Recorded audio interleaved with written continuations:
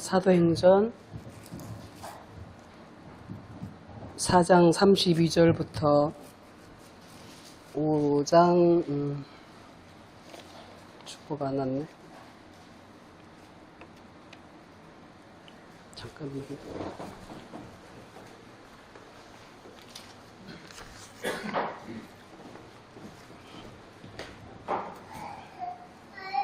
사장 32절부터 같이 교독하겠습니다. 믿는 무리가 한 마음과 한 뜻이 되어 모든 물건을 서로 통용하고 자기 재물을 조금이라도 자기 것이라 하는 이가 없더라. 사도들이 큰 권능으로 주 예수의 부활을 증언하니 무리가 큰 은혜를 받아 그 중에 가난한 사람이 없으니 이는 밭과 집 있는 자는 팔아 그 판 것의 값을 가져다가 사도들의 발 앞에 두매 그들이 각 사람의 필요를 따라 나누어 줌이라. 구브로에서 난 레위족 사람이 있으니 이름은 요셉이라. 사도들이 일컬어 바나바라 번역하면 위로의 아들이라 하니 그가 밭이 있음에 팔아 그 값을 가지고 사도들의 발 앞에 두니라. 아나니라 하는 사람이 그의 아내 삽비라와 더불어 소유를 팔아 그 값에서 얼마를 감춤해 그 아내도 알더라.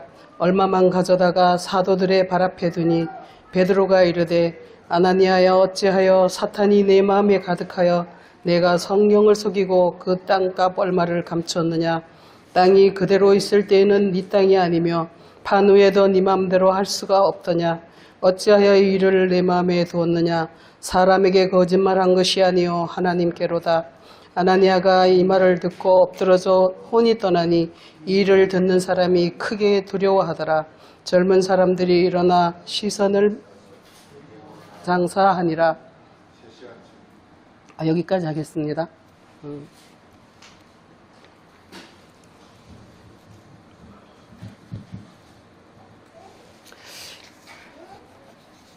이 초대교회의 이야기인데요. 초대교회 당시에는 모든 교인들이, 성도들이 자기의 전 재산을 팔아서 사도들 앞에 두고 갖다 바치고, 말하자면 갖다 바치고, 그 사도들께서는 그 모든 재물을 모든 성도들이 골고루 나눠 가질 수 있도록 이렇게 분배를 하고 그렇게 행복하게 살았답니다. 그런데 요즘 같으면 그렇게 하라 그러면 아무도 안 하겠죠. 물론 이 시대에도 그런 교회들이 있습니다. 사도 초대교회를 돌아가자 해가지고 그런 기치를 걸고 이제 선한 그런 행위들을 많이 하려고 노력하는 교회들이 더러 있는 것 같습니다. 또 이단 같은 경우에도 이런 구절들을 가지고 또 그들을 겁박해가지고 전 재산을 헌납하게 하고 그런 교회들도 있는 것 같더라고요. 근데 제가 전에 처음부터 이 성경을 읽으면서 이 사람들이 왜 죽었을까? 아나니아 삽비라가 죽었다는 게 굉장히 의아했어요. 그거 자기 재산 자기 마음대로 줄 수도 있고 말 수도 있는 건데 그렇다고 죽이기까지 하나? 그 성경의 그 의미를 모르기 때문에 그런 것들이 궁금했었는데 그냥 지나갔죠. 그런데 최근 들어서 또 이것을 보니까 많은 비밀들이 숨겨져 있더라고요.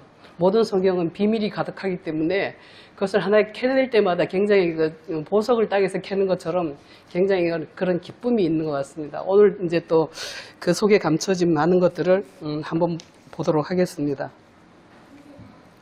그래서 여기서 알아야 될 것은 뭐냐 하면은 여호수아를 한번 보겠습니다.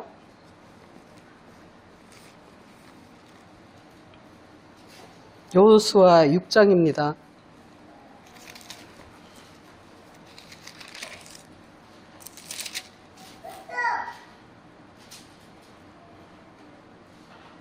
여호수아 6장은 이제 여리고성을 함락하러 제사장들과 백성들이 이제 여리고성을 함락하기 위해서 들어가는 그런 이야기가 되고 있습니다. 그런데 이제 구약 시대에 보면은 모든 것이 지금 성경 자체가 모든 것이 전쟁 이야기거든요. 그러니까 이제 구약 시대에도 그 땅을 가나안 땅을 차지하기 위해서 이제 가고 있는데 그 앞에 이제 여리고성이라는 것이 나타나서 여리고성을 이제 함락을 해야 되고 그래서 이제 전쟁을 하게 되면 그 땅을 모두 함락하게 되면 거기에 따른 이제 노략물 이제 그런 것들이 생기지 않습니까? 이제 그런 것들이 있을 때는 주님께서 이제 이렇게 얘기를 합니다. 18절에 한번 보세요. 너희는 온전히 바치고 그 바친 것 중에서 어떤 것이든지 취하여 너희가 이스라엘 진영으로 바치는 것이 되게 하여 고통을 당하게 되지 않도록 오직 너희는 그 바친 물건에 손대지 말라. 은금과 동철기구들은 다 여호와께 구별될 것이니 그것을 여호와의 곳간에 드릴지니라 하니라. 이렇게 해서 바친 물건이라는 거에 대해서 얘기를 하고 있어요. 바친 물건이라는 것은 이 히브리 말로 헤렘이라고 하는데, 이게 저주한다, 뭐 바치다, 금지된 뭐 이런 의미가 있더라고요. 헤렘이라고 해가지고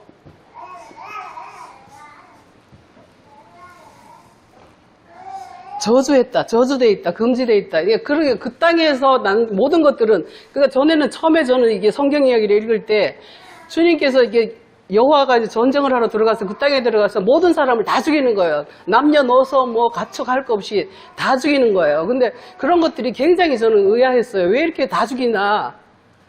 너무 잔인한 것 같지 않아요? 우리가 전쟁을 해도 그 땅에 뭐 군인들만 죽이지 민간인들은 죽이지 않지 않습니까? 근데 성경에서는 모든 것을 다 죽인단 말이에요.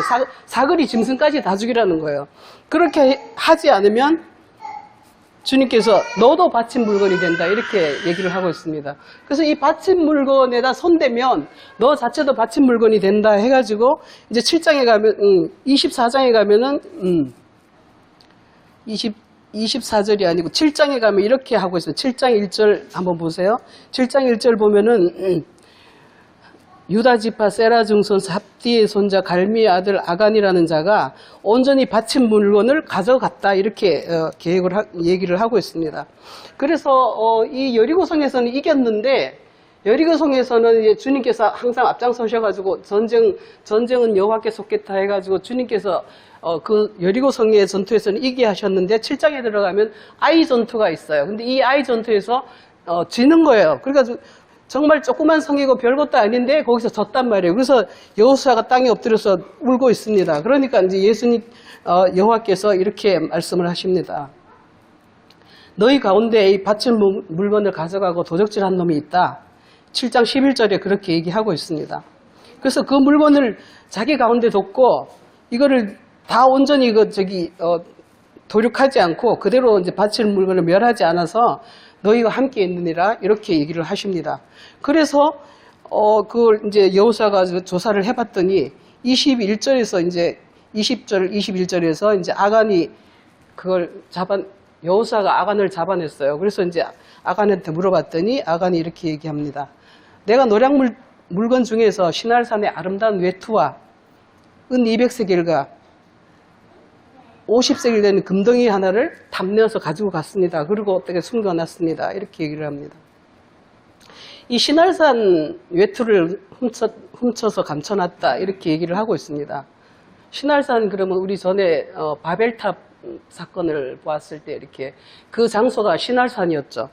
신할 골짜기였죠. 신할산, 뭐 중국산이 아니라 신할산이라는 거예요. 정말 아름답고 좋다는 거죠, 그게. 그래서 너무 아름다워서 그거를 버릴 수가 없어서 감춰놨다, 이렇게 얘기를 하고 있습니다. 그래서 이 아간 때문에 아이성 전투에서 지게 되고 주님께서 같이 싸워주시지 아니하시고 진노를 하셨더라, 이렇게 기록되어 있습니다. 그리고는 24절에 가면 그가 숨겨놨던 모든 것들을 가지고 아골 골짜기로 가서 모든 것들을 죽이고 진멸을 하고, 그리고 이제 그 아간까지 죽이게 됩니다. 그래서 그 골짜기를 지금까지도 아골 골짜기다, 이렇게 얘기를 하는데, 이 아골 골짜기라는 게 바로 이게 이 고통의 골짜기라는 그런 뜻이라고 합니다. 괴로움의 골짜기다. 이 아간이라는 이름 자체가 근심거리다, 두통거리다, 괴롭히는 자다, 이런 뜻이 있다 그래요.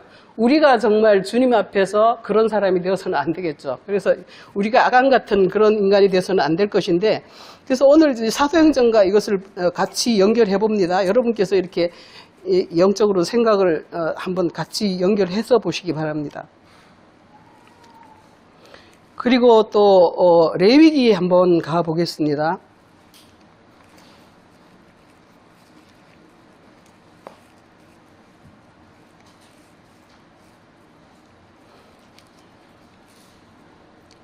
레위기 25장 13절에 가면 지난번에도 이걸 했는데 희년에 대한 이야기죠. 25장 13절부터는 이렇게 희년에 대한 그 나팔절이 돼서 희년이 되면은 자기 땅에 자기 소유지로 다시 돌아갈지라 이렇게 얘기를 하고 있습니다.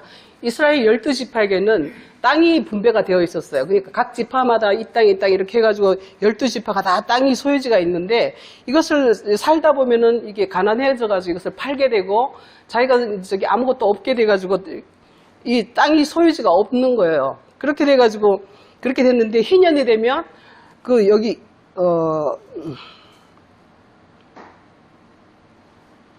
25절을 보면 이렇게 되어 있습니다. 만일 형제가 가난하여서 그 기업 중에서 얼마를 팔았으면 그에게서 가까운 기업 물을 자가 와서 그 형제가 판 것을 도로 물을 것이요. 내가 팔아먹었다 할지라도 내가 가난해서 팔아먹었다 할지라도 그 다른 가까운 이웃 근족이 와가지고 그것을 도로 사서 나한테 돌려준다는 거예요. 그런 이렇게 법칙이 있었어요. 법이 있었어요. 그래서 그렇게 돼야 되는데 이 희년이 되면 그렇게 물려야 되고, 그리고 이제 13절, 14절에 보면은 네 소유지로 돌아갈 때 내 이웃에게 팔든지 네 이웃의 손에서 사든지 하거든 간에 너희는 그 형제를 속이지 말라. 이 아주 중요한 말씀을 하나를 딱 넣어놓고 있습니다. 그렇게 해서 이 기업 물을 자라는 게 또 이렇게 중요한 이야기로 되어 있어요. 이거는 기업 물을 자라는 건 뭐냐면은 가을이라고 하는데 히브리 말로 써봤자 뭐 그러니까 가을이라고 하더라고요. 게울라라고 해서 기업 물을 자라고 하는 건 게울라라고 하고 이 가을이라고 하는데 글씨가 이렇게 이상하게 생겨가지고 게울라는 이게 무르는 사람이 기업 물을 자라는 것이고 이 가을이라고 하는 것은 기업을 무르다 다시 대사다 그런 의미가 있어요. 그러니까 팔아먹은 걸 다시 대사하는 사람을 갖다가 이제 기업 물을 자라고 하는 거예요. 그래서 기업 물을 자가 와서 그 땅을 사서 이렇게 줘야 되는데 그 이야기를 또 이제 룻기에서 한번 보면 이런 얘기가 있습니다. 룻기를 보시면 이 기업 물을 자에 대해서 자세하게 기록이 되고 있습니다. 룻기 4장을 보겠습니다.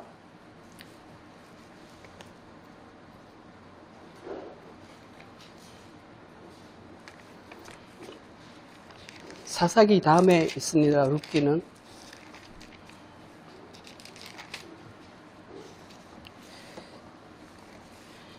이 룻기의 주인공은 룻인데 그 어머니가 나오미라고 해서 시어머니가 이렇게 그 땅에 흉년이 들어가지고 그 땅을 떠나가지고 저 모압으로 갔다가 그래서 이제 아들들 데리고 남편은 죽고 이제 거기서 가서 아들 둘 데리고 갔다가 아들 둘도 거기서 며느리들을 얻었지만 이 또 아들 둘도 다 죽고 그래서 며느리 둘을 데리고 돌아오려고 하니까 며느리 하나는 둘 다 오지 말라고 했더니 하나는 그 땅에 그냥 머물렀고 하나 이제 룻이라는 사람이 나는 어머니를 쫓아가겠습니다 하고 룻으로 이제 돌아옵니다.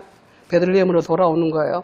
그래서 이제 베들레헴에 왔는데 경작할 땅도 없고 다 뭐 땅도 다 팔아먹고 없으니까 이 나오미가 그 엘리멜렉에게 가서 엘리멜렉의 친족 그러니까 기업 물을 자가 있는데 그가 바로 보아스라는 사람이 거기에 유력한 자가 있다는 거예요. 그래서 이제 그 시어머니가 며느리한테 가가지고 너는 그에게 가서 그의 밭에 가가지고 보리도 이삭 줍기도 하고 뭐 그의 발 앞에 들어가서 치마 밑에 들어가서 있어라 뭐 이제 이런 식으로 얘기를 합니다. 그렇게 해가지고 이제 룻이 보아스에게 들어갔어요. 그렇게 했더니 보아스가 이제 4장 1절에 보면 이렇게 얘기를 합니다. 보아스가 성문으로 올라가서 거기 앉아 있더니 마침 보아스가 말하던 기업 물을 자가 지나가는지라 보아스가 그에게 이르되 아무에게 이리로 와서 그가 와서 앉음에 이제 그 사정을 이야기하고 있어요. 이 룻이라는 자가 자기 시어머니하고 모압 땅에서 이제 왔는데 그가 땅이 그 엘리멜렉이라는 그 땅이 있는데 그걸 물려줘야 되는데 당신이 친족이니까 당신이 물으시오 이렇게 얘기를 한단 말이에요. 그러니까 그 사람이 나는 못 물으겠노라 나한테 손해 가겠다 내가 왜 그걸 사서 그 사람한테 주겠냐 이제 이런 식으로 얘기를 합니다. 6절에 가면 그렇게 해서 이제 하지 않으니까 그때는 뭐 신발을 벗어 던지면 자기가 기업 물을 자에서 이제 벗어났다 뭐 그런 게 있는 것 같아요. 그렇게 이제 그런 법으로 해서 그 기업을 못 물으겠다 하니까 그때서야 이제 보아스가 그러면 이제 내가 이 룻과 이제 그 땅과 그런 걸 모든 것을 사서 그 사람에게 돌려주고 그리고 이제 자기는 보아스를 룻을 아내로 맞이하고 뭐 이런 이야기가 전개되고 있습니다. 그래서 보면은 이게 땅만 산 게 아니라 그 여자까지 사가지고 아내로 맞이해가지고 그렇게 하고 12절에 보면 4장 12절에 보면 이런 얘기가 있어요. 다말이 유다에게 낳아준 베레스의 집과 같게 하시기를 원하노라. 이렇게 하면서 다말도 사실은 유다에게서 그 아들이 다 죽어가지고 유다의 며느리 역할을 못하고 떠났잖아요. 그러다가 이제 유다한테 창기로 들어가가지고 그 집에 대를 였던 것처럼 이 이야기가 뭐냐면은 그 땅에 대대손손 내려오는 요즘 목사님께서 시에 대한 얘기를 하시는데 그 시를 받기 위한 어떤 믿음의 연속인 것 같아요. 그래서 이제 룻도 바로 보아스의 시를 받게 되고, 그래서 이 사람이 누구를 낳냐 하면은 오벳이라고 했는데 그 아버지가 바로 이새의 아버지였더라. 다윗의 아버지는 이새의 아버지였더라. 이렇게 해가지고 예수 그리스도의 조상이 되는 그런 이제 영광을 얻는 그런 이야기를 전개해 나가고 있습니다. 근데 저는 이것을 보면서 이게 누가복음 10장 있지 않습니까? 누가복음 10장 한번 보세요.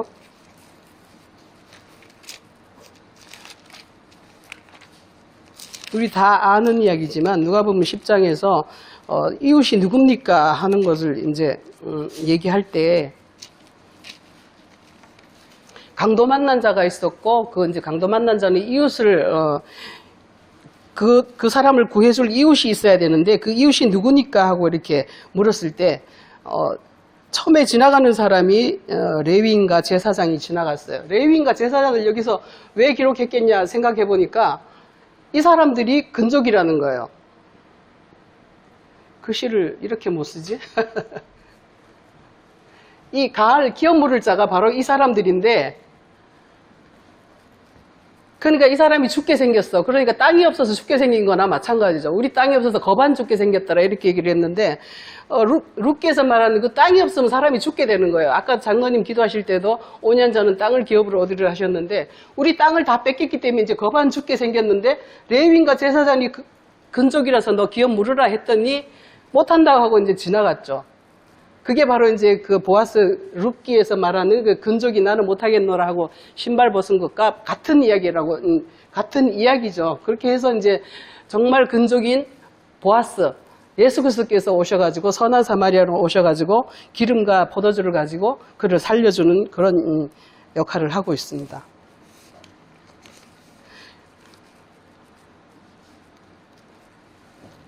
그래서 이런 이야기를 볼 때에 지금 복음서에 보면은 계속 소유를 팔라에 대해서 얘기를 하고 있습니다.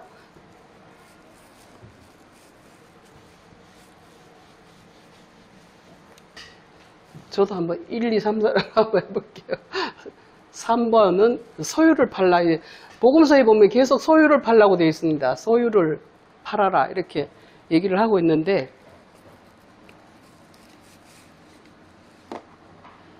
이 소유가 뭐냐는 거죠. 우리의 소유가 뭔가 하는 것을 좀 보고 싶습니다. 마태복음 12장을 한번 볼게요.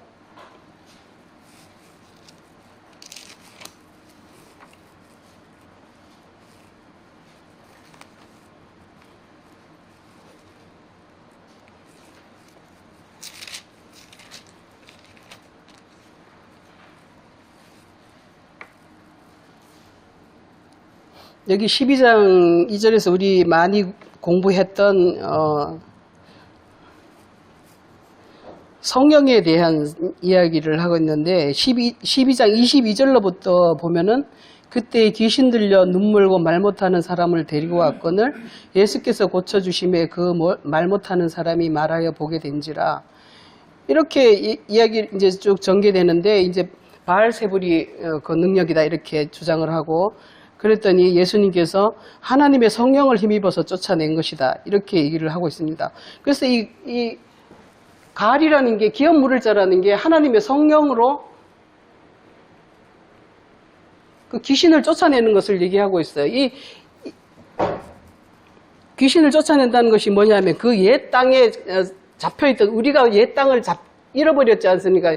지금 신약 용어로 말하자면은 옛사람의 땅을 우리가 다 마귀한테 점령당한 상태이기 때문에 우리가 땅을 다 잃어버린 거예요.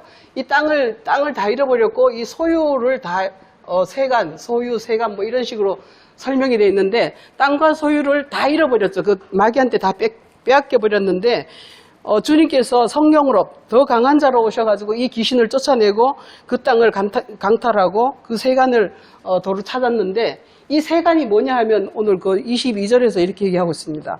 그때 귀신 들려 눈 멀고 말 못하는 사람을 데리고 왔다. 이렇게 얘기를 하면서 이 사건이 전개되고 있는데 귀신 들려서 눈 멀고 말 못하는 거 이게 바로 눈 멀고 말 못하고 우리 시편 135편입니까? 5편과 115편에 보면은 우상에 대해서 쭉 얘기하고 있죠. 우상은 입이 있어도 말 못하고 귀가 있어도 듣지 못하고 코가 있어도 숨도 못 쉬고 냄새도 못 맡고 목이 있어도 소리도 못 내고 뭐 발이 있어도 걷지 못하고 손이 있어도 일을 하지 못한다. 이렇게 얘기를 하는데 그것이 뭐냐 하면 바로 우리의 세간이라는 거죠. 그것이 바로 우리의 세간이고 그게 바로 더 강한 자로 오신 우리의 근적으로 오신 주님께서 이것을 찾아서 우리에게 돌려주시는 과정을 이렇게 설명을 하고 있습니다.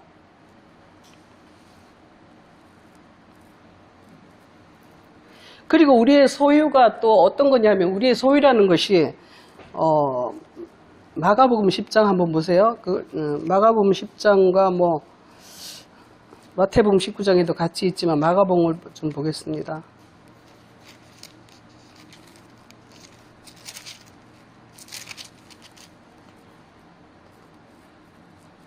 10장 29절에서 예수께서 이르시되 나와 복음을 위하여 집이나 형제나 자매나 어미나 아버지나 자식이나 전토를 벌인 자는 현세에서 집과 형제와 자매와 어머니와 자식과 전토를 100배나 받되 박해를 겸하여 받고 내세의 영생을 받지 못할 자가 없느니라. 이렇게 얘기하시면서 나와 이 복음을 위하여 이렇게 버리는 것들 이게 뭐냐면 바로 우리가 가지고 소유하고 있는 세간들이라는 거죠.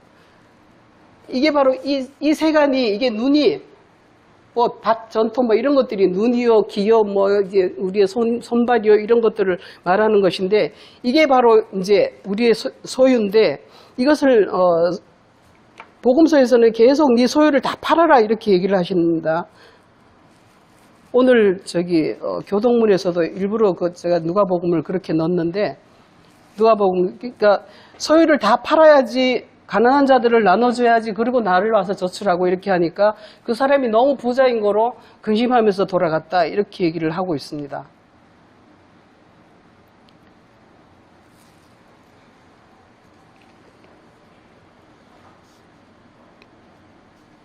근데 이 소유라는 것이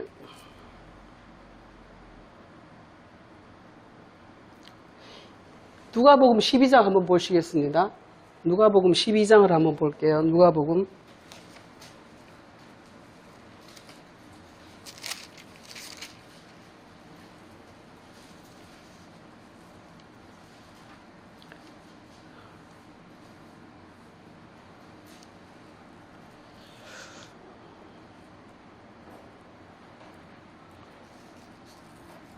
12장입니다. 12장 33절을 보겠습니다.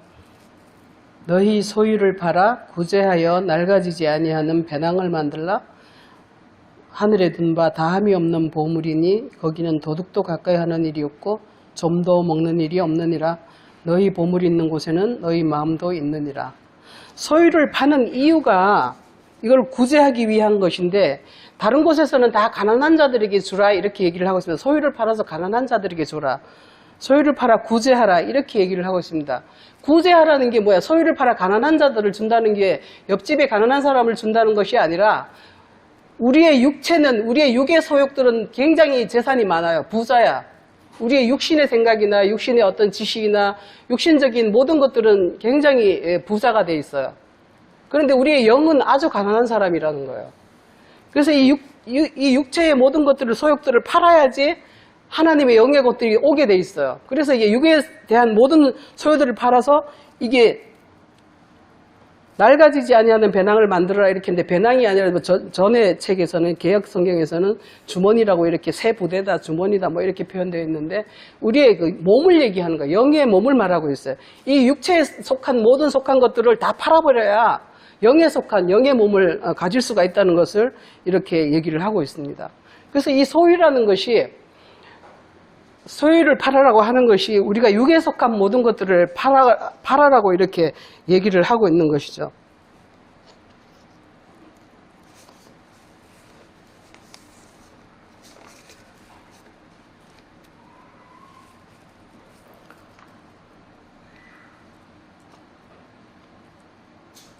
이 소유를 팔아서 다 이렇게 팔아야 되는데 이게 팔기가 정말 어려운가 봐요. 우리 오늘 본문 한번 넘어가 보겠습니다. 본문 사도행전. 그래서 사도행전의 그 영적 의미도 같은 거라고 저는 생각합니다. 역사적으로 뭐 정말 아나니아 삽비라가 그 재산을 안 줘서 죽었는지 그건 잘 모르겠어요. 저도 그건 확신 안 들지만 모든 성경이 비유로 돼 있고 모든 성경이 하늘의 세계를 말하고 있기 때문에 아마 이것도 그렇지 않을까 저는 그렇게 생각을 합니다. 그런데 여기에서 34절과 34절 이 값이라고 이렇게 돼 있는데 34절의 값이 있고 37절의 값이 있고 5장 2절의 값이 있어요. 근데 이 값이 두 가지 종류가 있더라고요. 이 우리말로는 다 값이라고 표현이 되어 있지만 이거 하나는 이게 머니라고 되어 있어요. 머니. 하나는 프라이스라고 되어 있고 이 프라이스라고 되어 있는 거를 이거 감춘 거예요. 이게 아나니아 삽비라가. 이 프라이스라는 것은 뭐야? 그 귀한 가치를 의미하는 거죠. 단순한 돈이 아니라 그 가치를 의미하는 거거든요. 그 헬라어로는 뭐 티메라고 이렇게 되어 있는데, 그러니까 이것이 뭐냐 하면은 우리가 신할산의 아름다운 외투를 정말 좋은 것들은 그대로 그냥 남겨놨다는 거예요. 좋은 것들, 좋은 가치 있는 것들은 남겨놨다. 이게 뭐냐 하면은 우리가 영의 세계를 계속 이렇게 추구하고 그리스도를 통해서 진리의 말씀을 배우면서 그 의문에 속한 율법의 계명들 중에서 괜찮은 거 깨있다. 뭐 그런 것들을 못 버린다는 거예요. 그런 것들을 버리지 못하고 있다는 것을 지금 이렇게 얘기를 하고 있어요. 그러니까 영에 속한 진리를 계속 우리가 추구를 해야 되는데 그렇게 해서 여기서 지금 37절에 보면 그 값을 가지고 사도들이 발 앞에 뒀다 이렇게 얘기를 합니다. 그것도 의미심장하죠. 발 앞에 뒀다는 거 우리가 너희 원수가 발등상 될 때까지 너는 내 발 앞에 앉았으라 하는 것과 마찬가지로 내 모든 소유를 가지고 주님의 발 앞에 둬야 그리스도의 제자들이 발 앞에 둬야지 그가 이제 내가 다 이제 완전히 십자가를 진 상태로 내가 다 버렸습니다. 이제 하늘의 것을 주십시오 하는 그런 상태로 겸손하고 온유한 마음이 되는 것인데 그러지 않고 이제 그 값을 가치 있는 것들 정말 세상 뭐 권세나 세상 교훈이나 장로들의 유전이나 교회 유전들 이런 것 중에서 가장 가치 있는 것들은 내가 버리지를 못하고 내가 계속 가지고 있다는 숨겨놓고 있다는 거예요. 그런데 여기서 보면은 3절에 보면 그렇게 얘기를 하고 있어요. 네 마음에 사단이 가득해서 그렇다 이렇게 얘기를 한단 말이에요. 이게 바로 성령을 속인다는 거예요. 마음과 것과 다른 것이 성령을 속이는 거라고 이렇게 얘기를 하고 있습니다.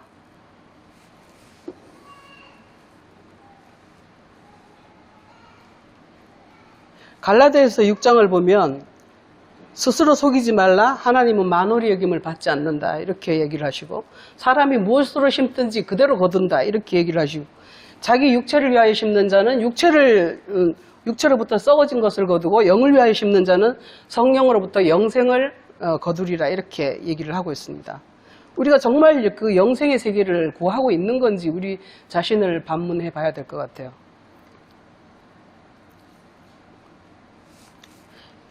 욥기 20장 한번 보시겠습니까? 욥기 20장에 굉장히 재밌는 말씀들이 있더라고요.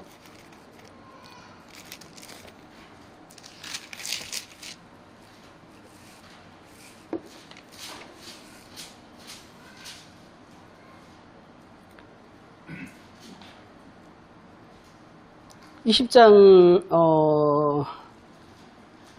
5절부터 19절까지 같이 한번 읽어보겠습니다. 5절 악인이 이긴다는 자랑도 잠시요 경건하지 못한 자의 즐거움도 잠깐이라. 그 존귀함이 하늘에 닿고 그 머리가 구름에 미칠지라도 자기의 똥처럼 영원히 망할 것이라. 그를 본 자가 이르기를 그가 어디 있느냐 하리라. 그는 꿈같이 지나가니 다시 찾을 수 없을 것이요 밤에 보이는 환상처럼 사라지리라. 그를 본느니 다시 그를 보지 못할 것이요 그의 처소도 다시 그를 보지 못할 것이며 그의 아들들은 가난한 자에게 은혜를 구하겠고 그도 얻은 재물을 자기 손으로 돌어줄 것이며 그의 기골이 청년같이 강장하나 그 기세가 그와 함께 흙에 누우리라. 그는 비록 악을 달게 여겨 혀 밑에 감추며 아껴서 버리지 아니하고 입천장에 물고 있을지라도 그의 음식이 창자 속에서 변하며 뱃속에서 독사의 쓸개가 되느니라. 그가 재물을 삼켰을지라도 토할 것은 하나님이 그의 배에서 도로 나오게 하심이니 그는 독사의 독을 빨며 뱀의 해에 죽을 것이라. 그는 강 곧 꿀과 엉긴젖이 흐르는 강을 보지 못할 것이요 수고하여 얻은 것을 삼키지 못하고 돌려주며 매매하여 얻은 재물로 즐거움을 삼지 못하리니 이는 그가 가난한 자를 학대하고 버렸으며 자기가 세우지 않은 집을 빼앗음이니라. 이 육에 속한 것들의 탐심에 대해서 이렇게 절절히 잘 얘기를 하고 있어요. 정말 성경이 표현을 어쩌면 그렇게 잘하는지 모르겠어요. 제가 자꾸 이렇게 성경을 찾아보고자 하는 이유는 제가 뭐 이게 아무리 뭐 말을 워낙 못하는 것 같아요. 제가 그래서 말을 워낙 못하는 데다가 이 성경 말에다 제 말을 더 한다는 게 사족을 붙이는 것 같아서 정말 좀 주님한테 죄스러운 마음이 있어서 자꾸 이 성경 자체를 보고자 이제 노력하고 있습니다. 성경만 봐도 그냥 이렇게 연결해봐도 아 이게 무슨 뜻이구나 다 아실 거예요. 그렇지만 제가 뭐 이게 몇 마디 말 뭐 한다고 해서 뭐 그게 뭐 더 심한 진리가 나오는 것도 아니고 오직 성경 자체로서 성경 자체가 증거를 하고 있는 것 같습니다. 그래서 이게 뭐냐면 우리 지금 오늘 아나니아와 삽비라가 그 탐심을 가지고 있는 게 뭐냐면 창세기 6장에서 3장에서 그 선악나무를 여자가 그 선악나무를 보니까 본즉 먹음직도 하고 보암직도 하고 지혜롭게 할 만큼 탐스럽기도 하다. 이렇게 그 탐심이 그 작동을 한 거죠. 그 탐심이라는 게 그 영의 세계를 하는 게 탐심이 아니에요. 육의 세계를 추구하는 것이 탐심이지. 그 십계명에서도 제일 끝에 가서 탐심을 주의하라고 이렇게 탐내지 말라고 경고를 하고 있죠.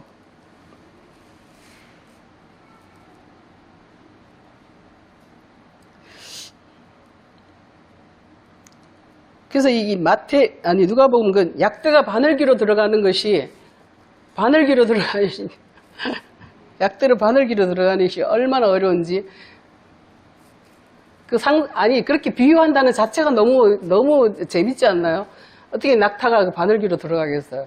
상상도 안 되는 것을 이렇게 얘기를 하고 계신단 말이에요. 그게 뭐냐 하면은 부자가 하늘나라 들어가는 것보다 쉽다 이렇게 얘기를 하는 그게 쉽다는 거죠. 오히려 하늘나라 들어가는 게 부자가 하늘나라 들어가는 게 부자라는 게 뭐 육적으로 너무 재물이 많고 육적으로 그 지식이 많고 어떻게 그 율법적인 어떤 그 의로움이나 뭐 자기의나 뭐 이런 세상적인 명예나 이런 것들을 가진 사람들은 그거를 내려놓기가 너무나 어렵기 때문에 그 차라리 약대가 바늘기로 들어가는 게 더 쉽겠다. 주님께서 그렇게 얘기를 하고 있습니다.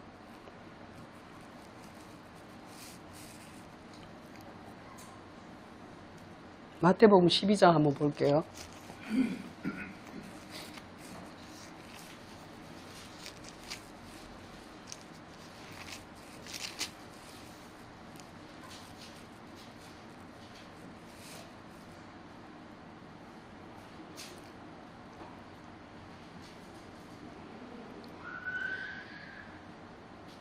(28절부터) 12장 28절부터 32절까지 읽어보겠습니다.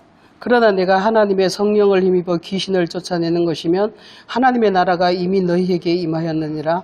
사람이 먼저 강한 자를 결박하지 않고서야 어떻게 강한 자의 집에 들어가 세간을 강탈하겠느냐. 결박한 후에야 그 집을 강탈하리라. 나와 함께 아니하는 자는 나를 반대하는 자요 나와 함께 모으지 아니하는 자는 해치는 자니라. 그러므로 내가 너희에게 이르노니 사람에 대한 모든 죄와 모독은 사하심을 얻되 성령을 모독하는 것은 사하심 얻지 못하겠고 누구든지 말로 인자를 거역하면 사하심을 얻되 누구든지 말로 성령을 거역하면 이 세상과 오는 세상에도 사하심을 얻지 못하리라. 나무도 좋고 열매도 좋다. 이렇게 연결을 해나가고 있습니다. 성령을 모독한다, 성령을 해방한다 이렇게 하는데 저는 그 말이 참 지금도 좀 헷갈려요. 성령을 모독한다는 게 뭔가?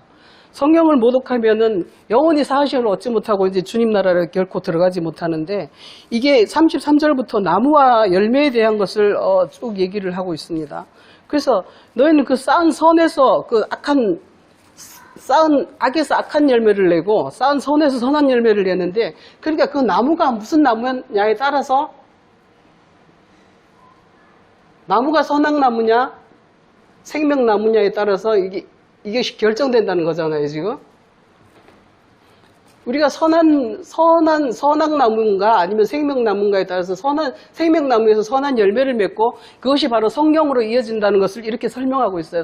선악나무라는 것은 그야말로 지금 오늘 계속 얘기했던 그 육신의 소욕대로 자기의 눈대로 자기의 시선대로 이렇게 보는 것을 얘기하는 것이고 성령의 소욕이라는 것은 바로 자기를 십자가에 못 박고 자기의 소유를 다 팔고 그리하여 그 자기 소유를 다 가난한 자에게 주었을 때 주님께서 우리 안에서 운행하시고 그 나라가 우리의 소유가 된다는 것을 이렇게 설명을 하고 있는 것 같습니다. 이 굉장히 어려운 말씀인데 이 굉장히 지금도 약간씩 헷갈리는데 알듯도 하고 모를 듯한 그런 이게 사건이 성령 해방이라는 것인데요. 이게 겉과 속이 다른 것을 주님께서 이렇게 성령 해방죄라고 얘기하고 있습니다. 오늘 아나니아 삽비라에서도 마찬가지로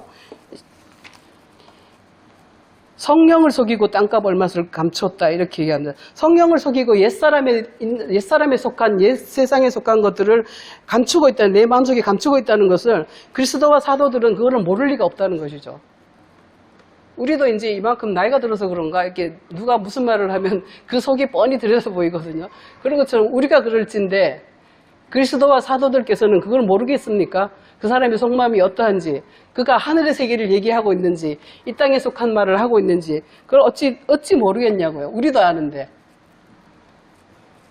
그래서 하나님을 속이는 그 성령을 속이는 그런 뻔한 거짓말들을 하지 말고 자기를 완전히 내려놓고 그리스도 앞에 무릎 꿇고 정말 발등상 되어서 그 원수가 정말 발등상 될 때까지 우리가 주님 앞에 무릎 꿇고 그 세계를 바라보고 그리하여 정말 하늘에 든 바 다함이 없는 그런 주머니를 만드는 저희들이 다 되어야 되겠습니다.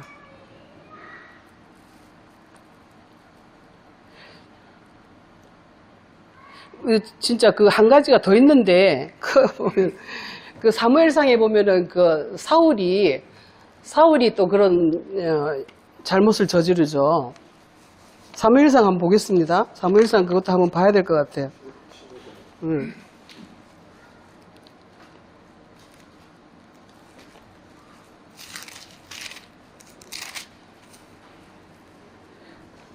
사무엘상에서도 이게 사울이 15장에서 이제 아말렉 사람하고 전쟁을 하고 아말렉 사람 왕 아각을 사로잡고 이제 거기에 이제 모든 것을 진멸을 해야 되는데도 불구하고 남겨놨단 말이에요. 그 남겨놓는 게 뭐냐면은 좋은 거, 양가 소 중에 가장 좋은 거 또는 기름진 거, 뭐 이렇게 그런 것들 또 왕 이런 것들을 진멸하지 않고 남겨놨다가 사울한테 이게 혼나죠. 사울한테 이제 여호와께서 너를 버렸다.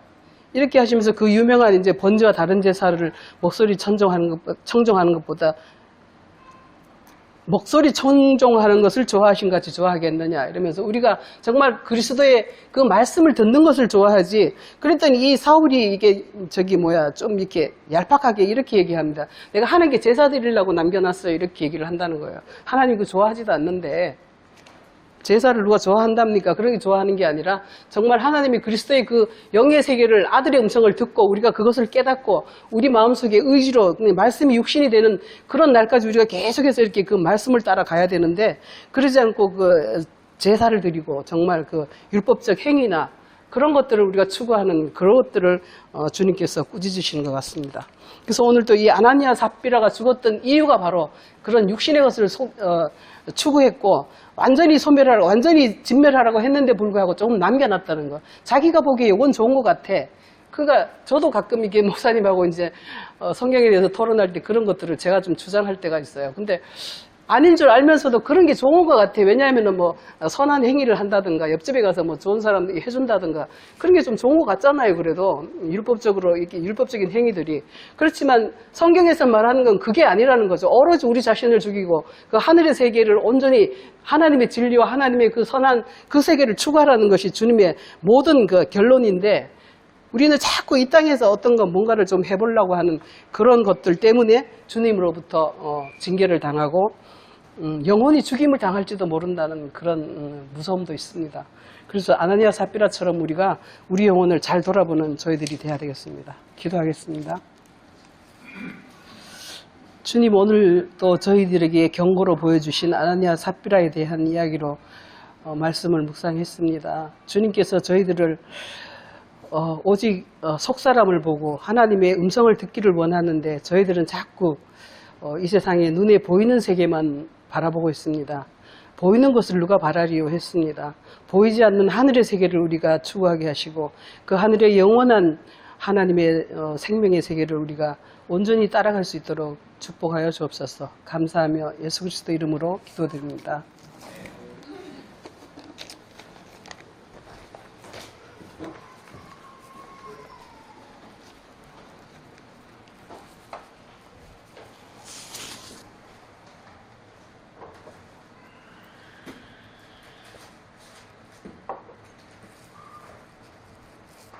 아나니아와 삽비라를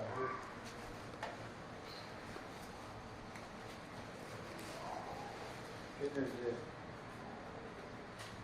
궁금한 것 많았고 이랬을까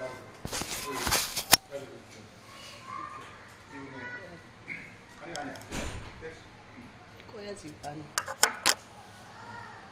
또가고 있는데 이번에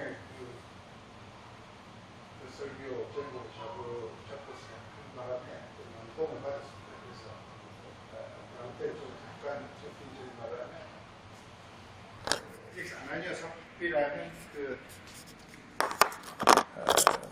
유대인을 가리킵니다. 유대인을 가리킵니다.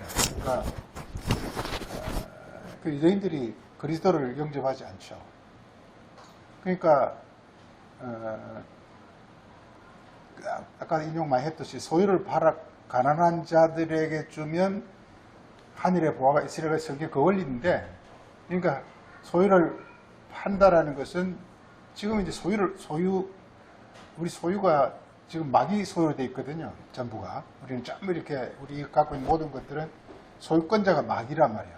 그래서 소유를 판다라는 것은 그리스도의 피로, 즉 예수님의 어떤 그 말씀으로 소유권자가 지금 그 그리스도로 바뀌는 겁니다. 이게. 예. 바뀌는 겁니다. 그런데 사람들이, 유대인들이 어떻게 했냐면, 바리새인들이 어떻게 했냐면 겉으로 율법으로 이렇게 행위로는 바꾸는데 마음으로는 안 바꾸는 거예요. 이게. 예. 그러니까 소유를 이렇게 다 팔지 않고 이렇게 감춰놓는 거예요. 그러니까 이들은 이제 소위 죽는다는 얘기입니다. 그래서 아나니아와 삽비라가 죽잖아요. 그게 뭐냐면 소유를 다 팔지 않았기 때문에, 팔아가지고 사도들이 발 앞에 두지 않았기 때문에, 사도들이 발 앞에 둔다는 것은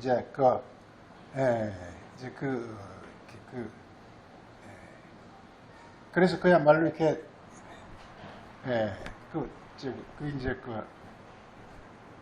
그리스도의 발등상 된다는 것 똑같은 것인데, 그래서 전적으로 이게 보세요. 이게 소유가, 이 마귀는 나잖아요. 나의 어떤 정욕이 마귀잖아요. 그러니까 모든 걸 지금 내가 지금 소유하고 있단 말이에요. 내가 소유권자란 말이에요.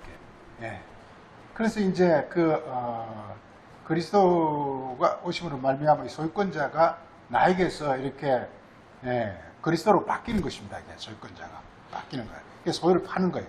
소유를 팔면 어떤 일이 있느냐? 그때는 이제 그전에는 소유권자가 내 거란 말이에요. 그게 부자죠.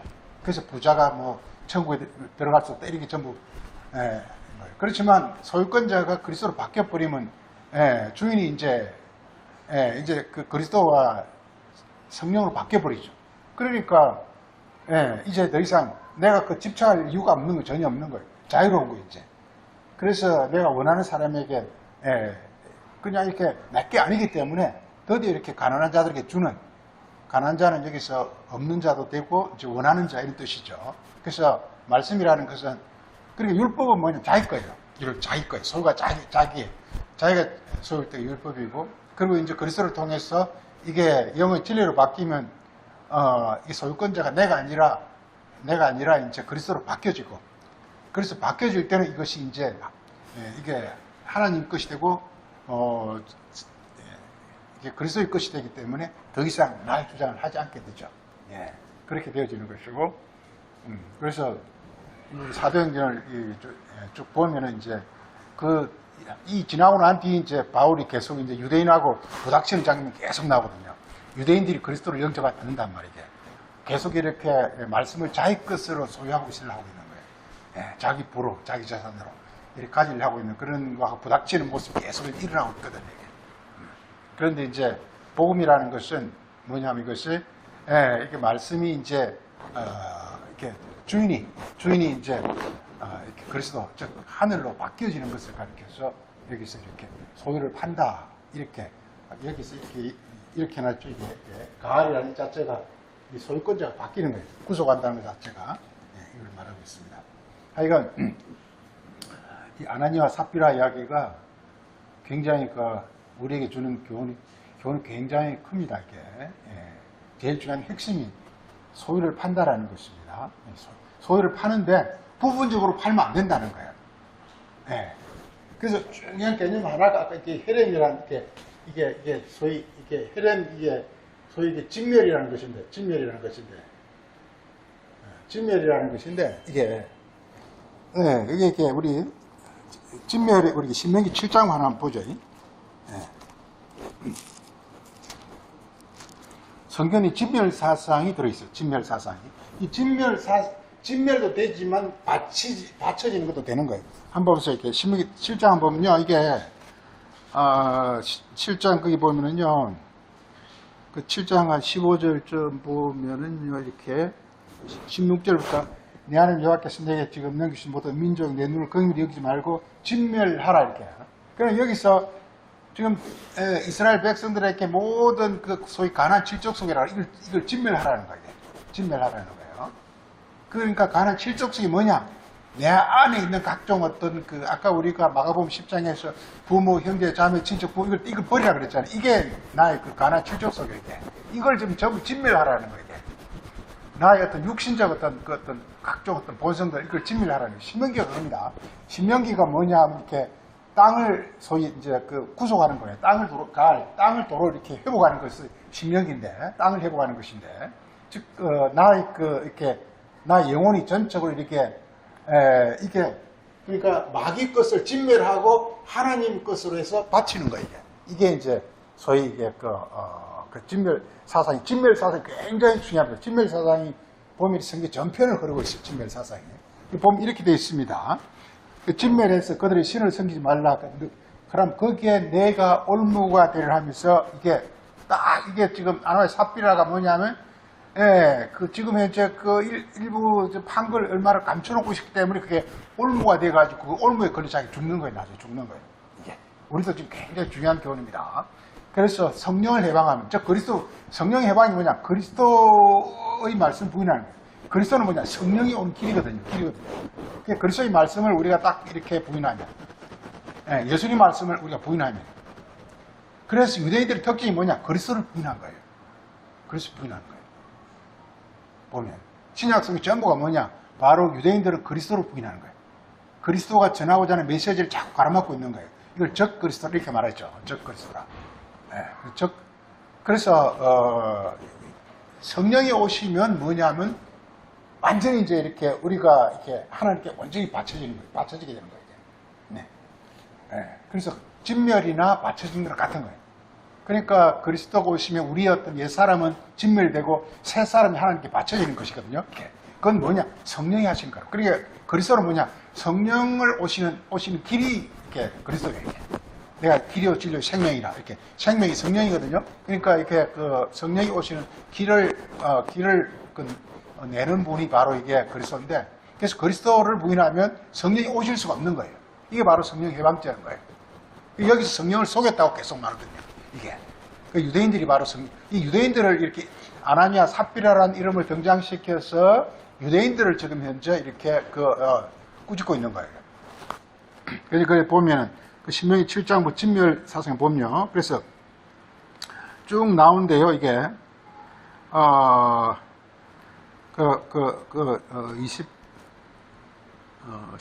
20장 보면 내 하나님 여호와께서 왕벌을 그들 중에 보내어 그들이 남은 자와 너를 패 숨은 자를 멸하시니 이게 중요한 거 이게. 자, 우리 안에 이렇게 남은 자와 숨은 자가 항상 있는 거예요. 숨 있는 거 이게. 이걸 지금 완전히 내려야 되는 거 이게. 예. 이게 바로 진멸입니다. 진멸. 진멸은 뭐냐? 그래서 예수님이 이렇게 ям 13장에 발을 씻을 때 끝까지 사랑한대. 끝까지 사랑한대. 끝까지 사랑이면 싸그리 그냥 없애버리는 거예요. 예. 진멸하는 거예요. 사실. 그래서 이렇게 나옵니다. 그래서 너는 그들을 두려워하지 말라 보면은 너는 여호와께서 너희 중에 계시면 이렇게 나오고요. 그래서 너희를 쫓아는 이렇게 말하고 있습니다. 그리고서 23절에서 너는 여호와께서 그들을 내게 넘기시 그들을 내 혼란에 마치 그걸 진멸할 거라 그랬습니다. 이렇게. 그 다음에 24절에서 그들의 왕들은 내 손에 넘기시려니 그들의 이름을 천하에 다 자유해 버리라 너를 당할 자가 없이 내가 그들을 진멸해 이렇게 말하고 있습니다. 이게 전부가 옛사람을 십자가 못 박. 신약에서는 십자가라는 이유로 십자가라는 이유로 바뀌는 거예요. 우리 옛사람, 옛성 보면 완전히 없애는 그 비결이 뭐냐? 첫째는 그리스도를 우리가 이렇게 신하고 하나님 영이 우리 안에 운행할 때 이게 진멸이 일어나는 거예요. 이렇게 말하고 있습니다. 즉 여기서 말하고자 하는 것은 그래서 그 25절에 너가 족한 신상, 소위 너 생각이죠. 너 생각이나 너의 어떤 지혜, 너의 어떤 소위 선악나무죠. 그게 너희가 이렇게 매이면 너는 올무에 걸린다네. 올무에 걸린다. 이게 아나의 삽비라처럼 그게 이제 소유를 얼마 땅 파는 소유를 감추는 겁니다. 이게 땅 판 소유, 땅을 보면 이렇게 땅이란 우리가 사도행전 5장에서 아나니아 삽비라 땅을 팔았던 땅이란 말이 없어요. 사실은 땅이란 말이 없어요. 우리나라 번역을 땅으로 해놨는데 땅이 없어요. 전부 소유 이렇게 헬라 그 테마라 그래가지고 소유를 지금 이제 이렇게 소유권자를 바꾸라는 거예요. 소유권자가 마귀에게서 하나님으로 그리스도로 바뀌라는 거예요. 이게 그 진멸입니다. 진멸 동시에 하늘께 우리가 받쳐져 있는 것이죠. 뭘 지금 보고자 하는 것이냐 하면은 이렇게 맨 끝절에 너는 가증한 것을 내 집에 들이지 말라. 너도 그렇게 하면 진멸당한다는 거예요. 이게 바로 아나니아 삽비라가 진멸당함이 있는 거예요. 왜? 가증한 것을 지금 이제 너 집에 두었기 때문에 너 집에 가증한 것을 완전히 이렇게 청산하지 않았기 때문에 땅 판값을 얼마를 이렇게 딱 꼽을 쳐놨기 때문에 이게 아까 우리 목사님 말하면서 어떤 율법의 좋은 것이나 어떤 자신의 어떤 선한 것 이걸 여전히 간직하고 갖고 있으면서 자꾸 자기를 이렇게 앞세운다 이 말이야. 나는 이런 좋은 점이 있어 뭐 이런 것들 율법 행위나 이런 것들을 자꾸만 이렇게 내세우려고 그런단 말이야. 이렇게 하는 것이 그게 바로 올무란 말 중요합니다. 올무. 이 올무가 돼가지고 왜냐하면 이게 그 요수아스에서 끝을 맺으면서 이게 올무가 돼가지고 너희가 멸망당한다고 되어 있거든요. 보면 그렇게 써요. 너도 진멸당한다는 거예요. 만약 우리가 지금 가나안 7족속, 즉 우리 안에 있는 모든 이런 이렇게 악한 걸 진멸하지 않으면요, 내가 진멸당한다는 거예요. 이 원리가 이렇게 되는 거예요. 그래서 내가 진멸하면 나는 하나님께 바쳐지게 되는 것이고, 그런데 진멸하지 않으면 그 올무가 우리가 이렇게 농사를 지어보면 이렇게 잡초가 엄청 잘 자랍니다. 잡초를 뿌리치 안 뽑으면요, 그 잡초가 순식간에 그 밭을 싹 정리해버려야 돼요. 그런데 여기 아나니아 삽비라는 잡초를 제거하는데 뿌리를 뽑은 것이 아니라 마치 이렇게 낫으로 빈 것처럼 그냥 뿌리가 있는 거예요. 그 올무가 남아있는 거예요. 그게 나중에는 금방 그냥 전체를 다 정리해버려요. 그래서 밭 전체를 다 버려버리게 되는 거예요. 이렇게 말하고 있습니다. 이 신명기 원리가 있습니다. 지금 원리가 이게. 그래서 이렇게 신약에서는 성령을 해방하면은 너희는 영원히 이렇게 죄에서부터 벗어날 수 없다 하는 그런 말도 그렇게 나오는 것입니다. 그래서 너도 진멸당할 거 하노라. 너는 그것을 멀리하여 미워하라.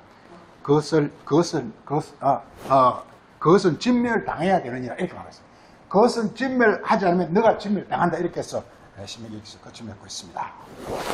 이제 아나니아 사피라가 굉장히 또 신명기 보는데 좋은 그런 교훈이 됐습니다. 이게 그 소유를 팔아 가난한 자들에게 주라 그러면 하늘 보화가 있으리라 이 말라고도 바로 그 진멸 사상이거든요. 이게 소유를 파는 거 진멸하는 것이고 그리고 이 가난한 자들에게 주는 것이 이제 소위 이제 이웃 사랑이라는 것이고 그때 이게 내게 아니기 때문에 그냥 이렇게 가난한 자들이 줄 수 있게 되어지는 것입니다.